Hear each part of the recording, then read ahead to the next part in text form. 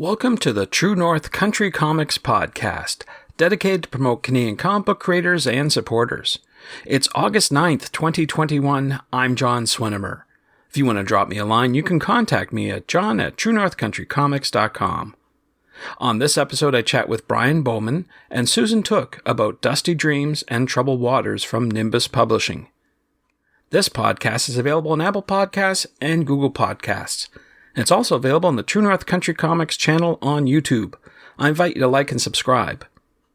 Brian grew up in the Coal-Apple Valley of southern Saskatchewan, where his family raised politics, grain, and cattle. After grad school, an adventurous nature led him to try many vocations before settling on a writing career that evolved from speeches and advertising to journalism and editing. Still a resident of Saskatchewan, he now writes graphic novels and mostly true stories drawn from Canadian history. Dusty Dreams and Troubled Waters is his first book. Richard Rudnicki was the award-winning illustrator of Abigail's Wish, Cyrus Eaton, Grady the Public Gardens Duck, I Spy a Bunny, and Viola Desmond Won't Be Budged. Dusty Dreams and Troubled Waters is his first graphic novel. Richard passed away suddenly in 2019 and is survived by his wife, artist Susan Tooke, who finished the illustrations for this project on his behalf. Susan lives in Port Royal, Nova Scotia. Following young Wally as he leaves the family farm on the prairies to pursue a daring career in the Navy, leaving love interest Winnie behind, this striking graphic novel is a high-stakes adventure, a love story, and an important historical lesson. In addition to the detailed black and white drawings, Dusty Dreams and Troubled Waters features a glossary and an illustrated map.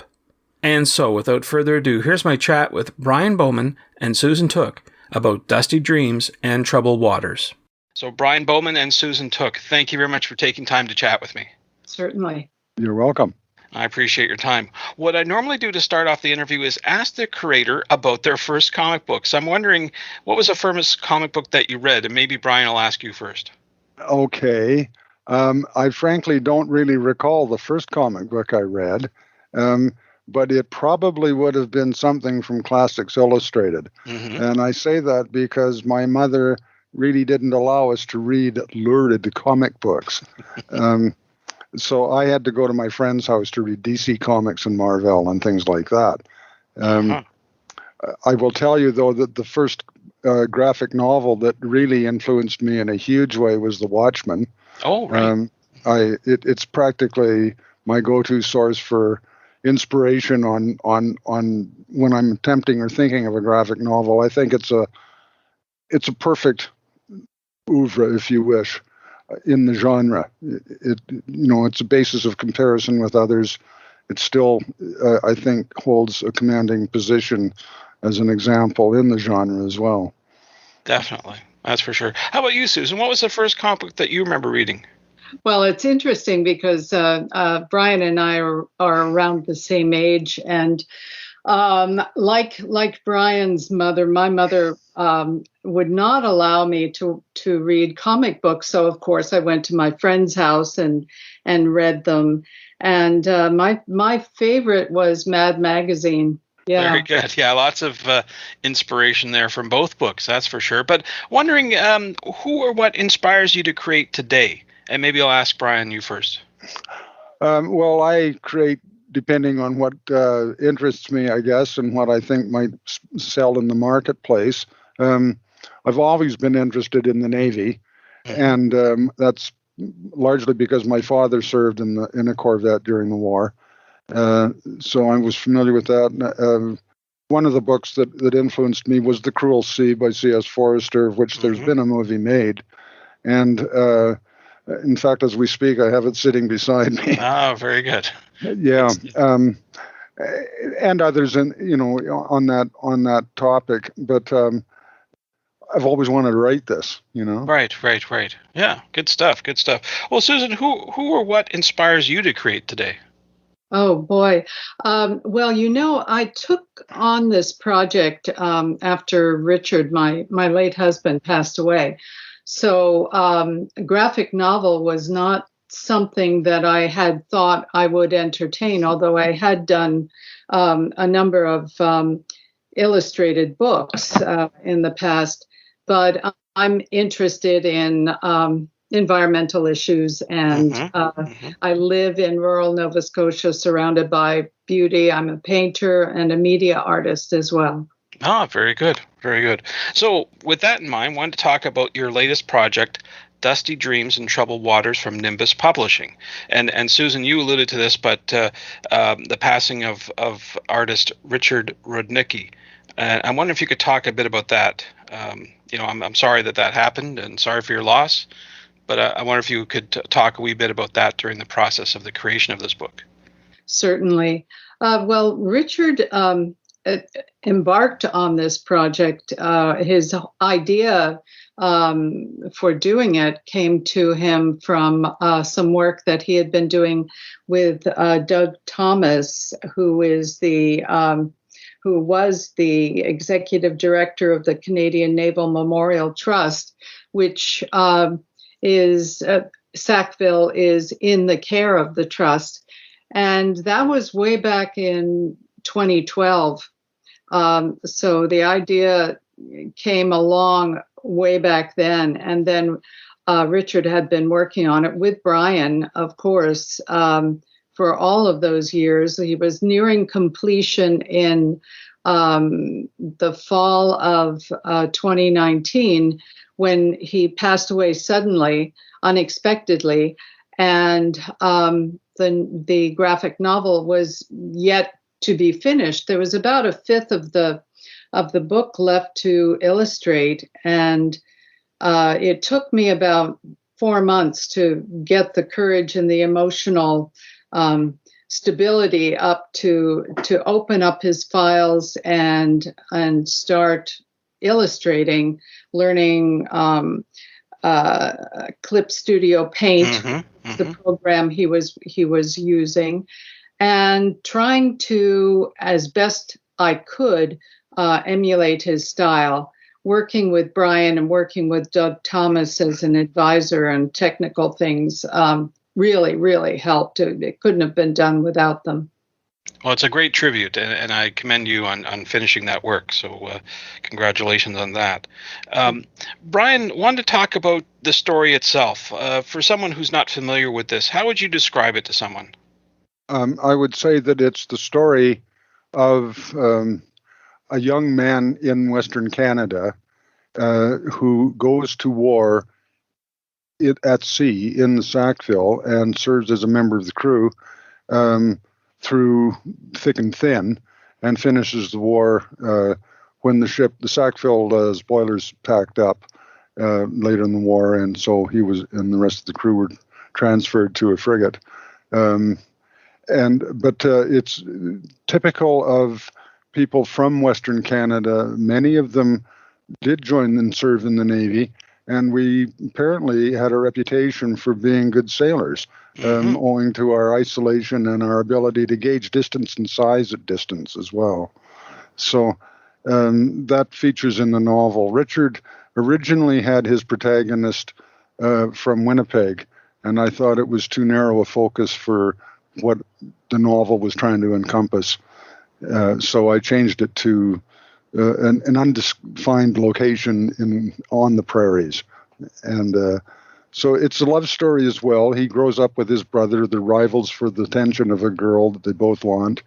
And it allows me to introduce some of the themes of the Depression and the build up to war, the feelings in the community, a rural community in the West around that and how they react to it. And that gives him some motivation to join as well.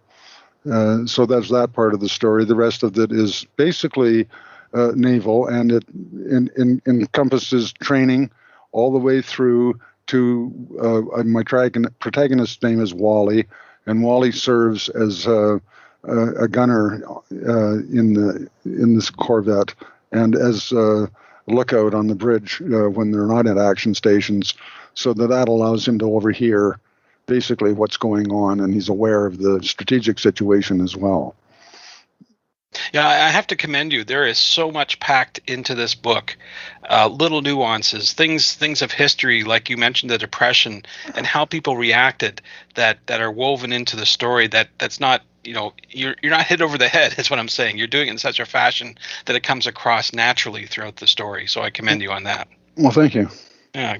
Now, the other thing I wanted to mention is, don't know if you've seen the latest movie or one of the recent films by Tom Hanks called Greyhound, which is set in the same time period, but certainly it's a U.S.-based, and it's a fictional movie. There's based loosely on some historical facts, but wanted to get your opinion on that, if you had seen it, and how you might compare it to your book. I'll speak to that. Have you seen it, Susan? I saw it quite a while ago, and it was it was recommended to me because, of course, I was trying to imagine the weather, the way the boat of the ship reacted to the water, and the drama, and of course Tom Hanks is pretty hard to beat. I have not seen the movie, but I'm very familiar with the novel it's based on. And my impression of Hanks has always been that he portrays a very sort of self-absorbed character very well. And the protagonist in that movie, if he's anything like the novel, will be very well portrayed by Hanks. Back to the technical advisor for that movie, Doug Thomas was the technical advisor for it. All the scenes that involved a Corvette, and there are two in the movie, are based on his knowledge of the Corvette Sackville, and I think they mapped it and used it, that way in sort of animation for sequences for the movie. He of course advised on ours as well. And he's very, very knowledgeable. As I'm from the prairie, I really can't tell soup from salt water, so I could use a hand, Well, it was definitely a well done movie, and certainly recommended. But I think your book goes into way much detail than could ever be conveyed in a film. So it's definitely something to read, that's for sure. And speaking about that, I know that there's some history about Canada's participation in the war. But for this book specifically, it's really well done to the point where it is educational. I'm wondering if you ever thought about the book becoming part of a school curriculum. Absolutely. That's one of the reasons there's a glossary and a map and other components of the novel as well. It's an educational exercise from the beginning. That was part of the intent. Nimbus was aware of that, and I'm certain that they had that in mind all the way through. Now, I know Sorry, I was just going to say, recently you just did a book launch virtually. Do you think this might be something, Susan, where you might take into a school perhaps, if and when that time comes, to do presentations? Very, very definitely. So I have a neighbor who is a teacher in the middle school, and from a number of teachers, I've heard that it touches on, language arts, history, and art. To use this in the curriculum in so many ways would be brilliant. Mm-hmm. Absolutely, yeah. I just my 2 cents is I don't think there's enough of that time period being taught in schools, and that part of our history is lost. I know there's a lot of Canadian history that needs to be spoken about these days, but certainly that's one piece that should not be forgotten. I want to talk about the collaboration process. And we did talk about Richard's passing, and Susan, you alluded to that, but I'm wondering, how did you work with Brian on this? Maybe you could both sort of explain the process of how you came to the finished product. Well, Richard had a wonderful bank of resource material. There were so many books that came through the door that there's a terrific library now on that period of time and the battles in the North Atlantic. So working with that and all of his research materials, which included models, live models. He found people that could represent the characters, and often several people would represent the characters over time. And so I had all of that information available to me in video and photographs, and including a little model of a Corvette that he actually built. Wow. That's cool. And Brian, how involved were you at this stage? In as Susan was taking on this part. Well, I was well into the thick of it by then. The script had been accepted by Nimbus. Susan, I suppose, was referenced throughout the process with Richard. They were very close, and so I was familiar with Susan, and I did approach her sometime after Richard's passing, because Richard and I became very close friends over this, and I felt that it was a sort of a legacy for him, really. There were, he'd completed nearly 500 panels, I think, before he passed, and it's a very large body of work. And as you've seen in the novel, it's exquisitely done. Mm-hmm. So I pushed hard on her. I'm sorry about that, Susan, but I did, and I'm glad it's done. And I thought it was a seamless collaboration, really. She did a beautiful job of finishing it. Thank you, Brian. I couldn't imagine the work that went into this. Richard's work, Brian's work, Doug's advising. I couldn't imagine it not being finished after all of that time and all of that effort. So I remember opening the door to Richard's studio and interrupting him. Sometimes I get a glare, and he was so deep in concentration. And I know he was completely involved, completely taken up in this project. So, Susan, you mentioned before that you had to learn Clip Studio. So Yes. I'm wondering, I presume that you're not a digital artist by nature, that you're more traditional. How difficult was that to learn this digital tool? Well, actually, I'm pretty well versed in both digital drawing. I had a tablet. I'm comfortable with it. I'm also a studio painter. So, and I do a lot of. I do sound. I do video. I do projections. So technical work and digital work is not terrifying, but what was terrifying was trying to pick up where Richard left off and trying to do justice to the work that he had completed. Well, I think it's a great job that you did, so I'd certainly commend you both on it, that's for sure. I was wondering, now that this book is done and complete, wondering if you have any other projects coming up that you'd like to talk about. Okay, well, I do have another. It's not a sequel. I have a first draft completed. It is a naval-themed novel. It's on the Battle of the St. Lawrence. And again, that's another one that people know little about, partly because there was a news blackout at the time. But it was a serious German campaign. Oh, wow. And yeah, it really was. I've introduced some fiction into it. There's a double agent as well who figures in it, and who may or may not. He was a factual figure, but his exploits may or may not be true. And RCMP has a closed file on that one. Somehow they've misplaced the records. Oh my! They're not normally sloppy like that, but yeah. Well, I've heard of U-boats showing up off the coast of Newfoundland. I know there's records of that. Right up to Rimouski, my friend. My goodness, that is. They sank something like 27 ships in the St. Lawrence Gulf. And you have that on the go right now. I presume you have a date in mind for when you hope to have that finished. Well, it's, as I say, it's a first draft. It's a bit thin. I want to go through it again and flesh it out. I have another one that I may wait on this.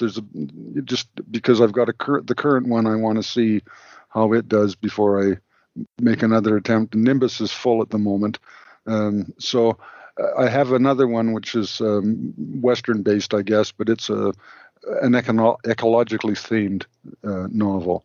Very good. Yeah, it's sort of a fantasy. Okay.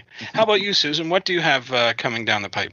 Well, I'm working in a print shop. I'm doing fine art prints. I'm also painting. I'm also doing sound recording and alteration with the sound. So I go in, like a number of directions at once, and then summertime kind of preoccupied with the land and out on the tractor, etc. Oh, it sounds like you're busy. So I'm wondering, where do you recommend that people go to find out more about your current and future projects online? Brian, where do you recommend people go?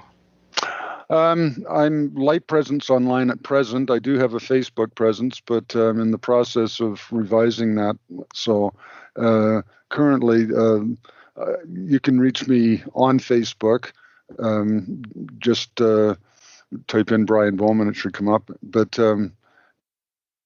that's about it. I'm sort of new at this one. My background is journalism and advertising, so I'm a newbie at this.